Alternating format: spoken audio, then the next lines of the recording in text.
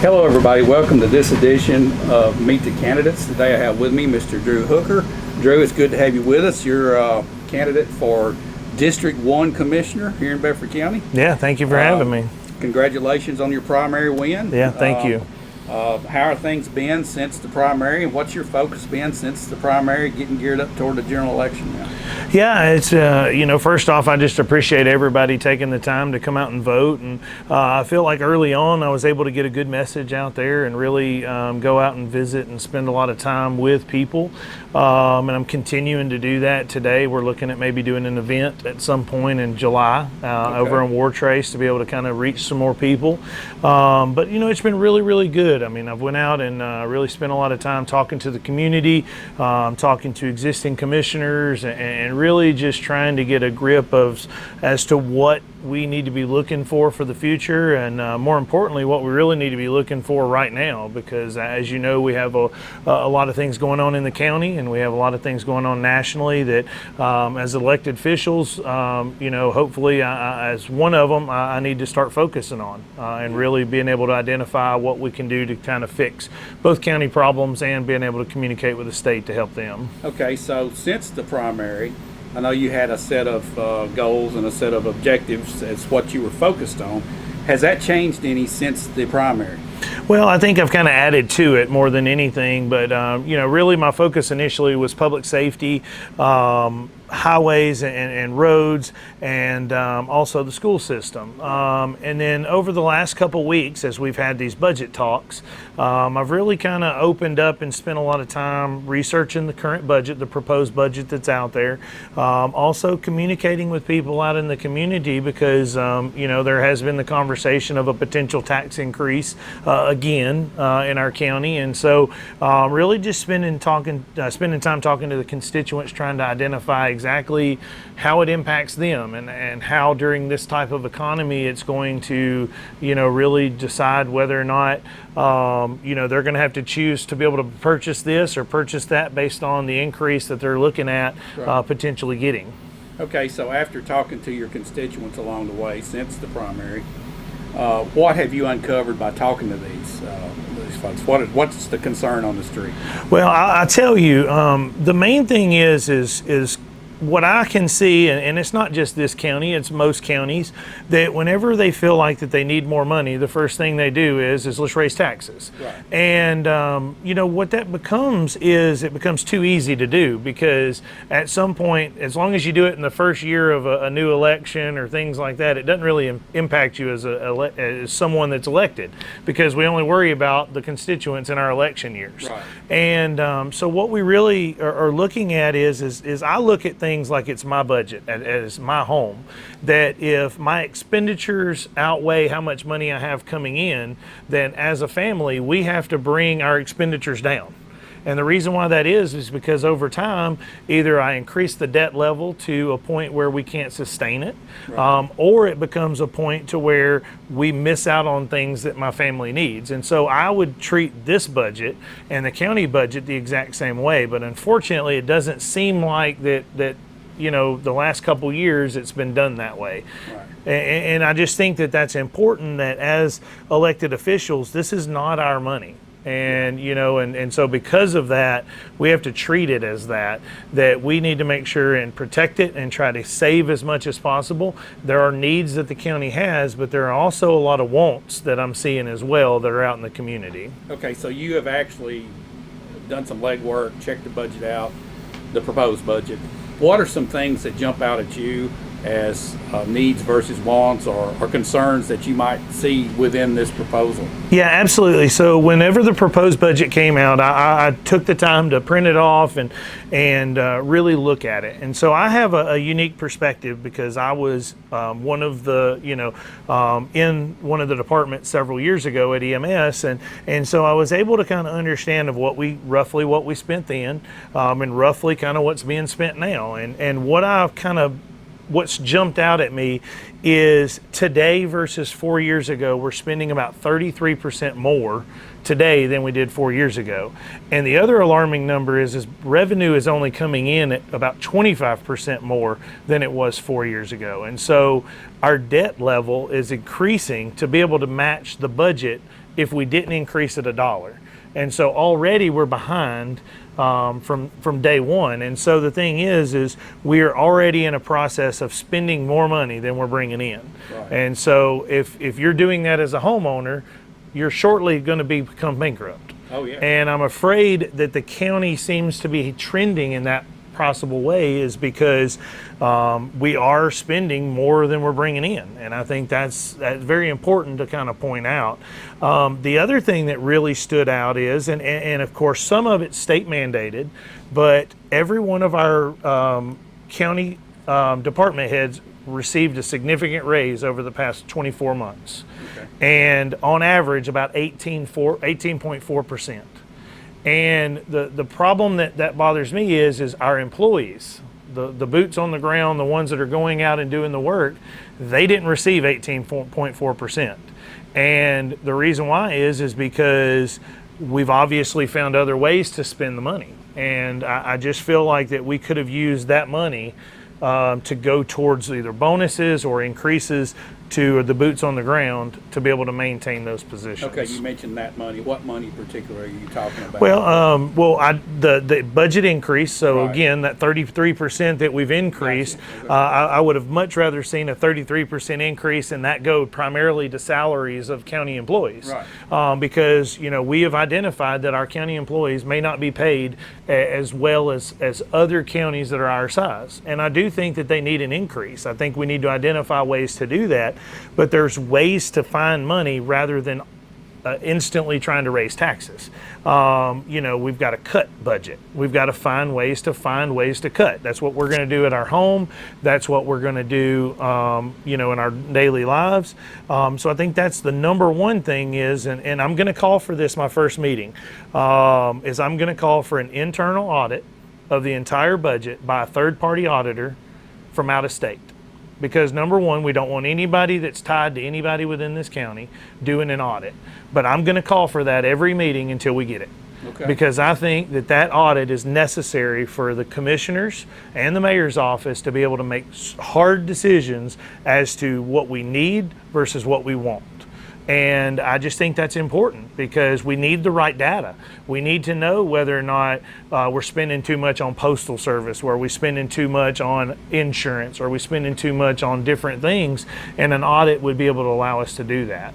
A lot of times people think that it's corruption. Well, it may not be corruption. It may just be, not understanding that we may have better ways to do certain things. And Right. so I think that sometimes it's not always it's not always a negative thing that they're trying to go about. Sometimes they're trying to do it positively, just doing it in the wrong way. Right. And so I think that there's definitely things in here that kind of jump out that I think could really be looked at as ways to save money. Yeah, in a conversation recently you were talking about the COVID money that we received. I think it's like $9 million. Yeah. Did you see anything specifically with that alarmed you? Yeah, so a couple things. So, the thing is we take our county courthouse, very proud of that. It's a very beautiful building. I think it's an icon for the county. But unfortunately, in a time where we've had multiple tax increases, we've had a pandemic, and we've had probably the worst economy in 40 years. That was not the time to spend $1.2 million on a county building to make it look good. Now, don't get me wrong, it looks great, but the problem is we have people in this county that don't have adequate water sources. In my district, in District 1, it's been a conversation for almost 4 years, maybe even longer than that there are citizens up on Union Ridge that do not have adequate water supply. And to me, that is the number one priority for any county, is to make sure that infrastructure and the basic necessities are a priority for the county. And so instead of spending $1.2 million on a courthouse, we should have spent $1.2 million on Union Ridge, because we could have got a water tower, we could have got adequate water. And so I think it's just important to understand that we have to prioritize the basic necessities. And so renovating a county courthouse to me was not the right time and not the right dollar figure to be able to do that. We should have flip-flopped that. We should have spent $100,000 renovating a courthouse and spent $1.2 million on Union Ridge. Because when I have constituents that are constantly telling me that they do not have adequate water supply, that has to be a priority, and it will be a priority for me. And I've really, I didn't know up until the last year or two that that was a problem. And I actually have friends that are going through this, and so I want to make sure that that the citizens and the constituents understand that that is a priority, and it should be a priority. And I'm going to make sure that comes up in study sessions. I'm going to make sure that comes up in committee meetings. And if we ever get the ability to have government money like that again, it should be number one. Right. Is there anything else within the budget and the finances that you see that you would like to see change? Yeah, I think that we have to identify that, especially in the time that we've dealt with in the last 4 years, with the pandemic, the increase in inflation, that there was another $6.5 million in that COVID money that was spent for radio upgrades. Now, don't get me wrong, as a public safety person, a paramedic for 20 years, I like a good radio system because I know I need it. But could we have limped through with what we have by adding additional repeaters or doing that at a much lower cost, and then using that $6.5 million to give bonuses to our employees? Because we've obviously identified our employees need additional funds, so why didn't we give them $6.5 million? That really, the COVID money originally, that was what the focus was to help us with our first responders, get us through the COVID situation. And so I would have called for $6.5 million to be used for county employee bonuses, which would have been significant bonuses for the amount of employees we have. And so you're talking about multiples, tens of thousands of dollars per employee. And so because of that, that could have been really substantial for a lot of people.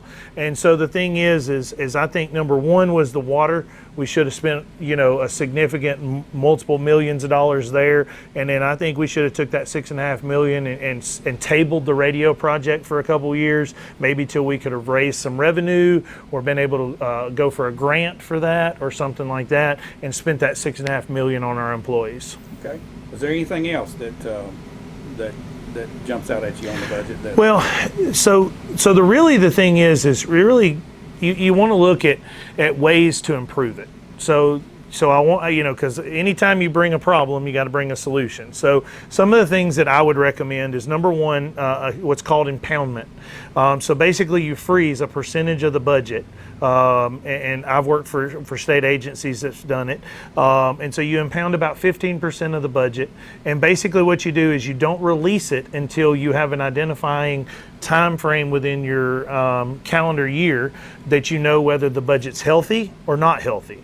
And so that way you keep department heads accountable to where they will budget early on to be able to basically not have that money in their budget. And then towards the end of the budget cycle, then if the county budget's healthy, we're bringing in revenues like we're supposed to, then they can release that impoundment or a percentage of that impoundment.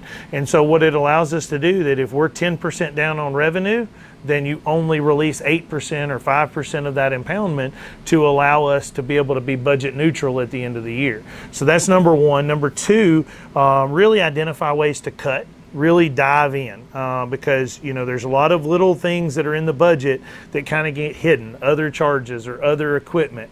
We need to find out what that equipment really is and is it necessary. Right. And that could be $20,000 here or $30,000 here, and that adds up when you talk about 17 different departments or 20 different departments along with the school budget, to be able to identify, are there things that we can do?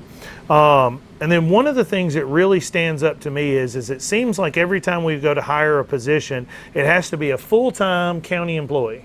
And so along with that, it comes salary, pension, medical insurance, Social Security, all that the county pays for that person, when we could go contract an employee, do it on a 1099, and then we don't have to worry about those additional charges. We still get the job done. We can even pay at a higher rate to be able to be competitive, but we don't have to pay those other charges that really add up. And one of the things in the budget that I saw was health insurance is exceptionally higher this year than last year.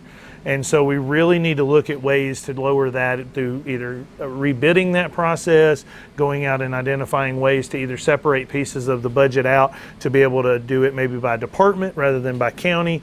But there's ways that we need to look at lowering those medical insurance, because I really think that that it needs to come down, because that has seen a significant jump.